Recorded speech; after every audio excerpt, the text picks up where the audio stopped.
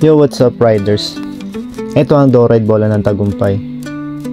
Ang nag-iisang bola sa buong mundo na mayroong motivational quote na work hard, play hard, study hard, and pray hard. Yung work hard and play hard, madalas natin naririnig, napapanood, ginagamit ng ibang mga motivational speaker, ginagamit ng mga coaches, ginagamit ng mga teachers, at ginagamit din sa mga commercials para ituro yung tamang attitude sa mga atleta o kahit sa mga empleyado at kahit sa mga entrepreneurs o business owners para manalo sa laban ng buhay, para magtagumpay sa negosyo, para magkampiyon sa bawat laro.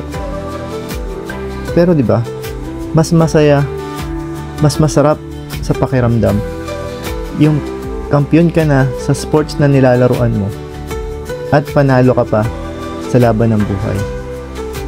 Kaya mga kabola, study hard. Marami akong kakilala, mga nakakalaro na magaling, mas magaling pa sa atin. Naging champion sila, naging mythical 5, naging MVP. Pero nalaman-laman ko, hindi pala siya nag-aaral. Pinabayaan yung pag-aaral niya. Tandaan mga idol, ang tagumpay ay hindi lang sa loob ng court, kundi pati sa labas ng court. At last but not the least, pray harder. Mas pinagpapala ni God, mas tinutupad ni God yung mga pangarap natin kapag nakikita niyang ginagawa natin ng paraan para mangyari ito. Work hard for your dreams.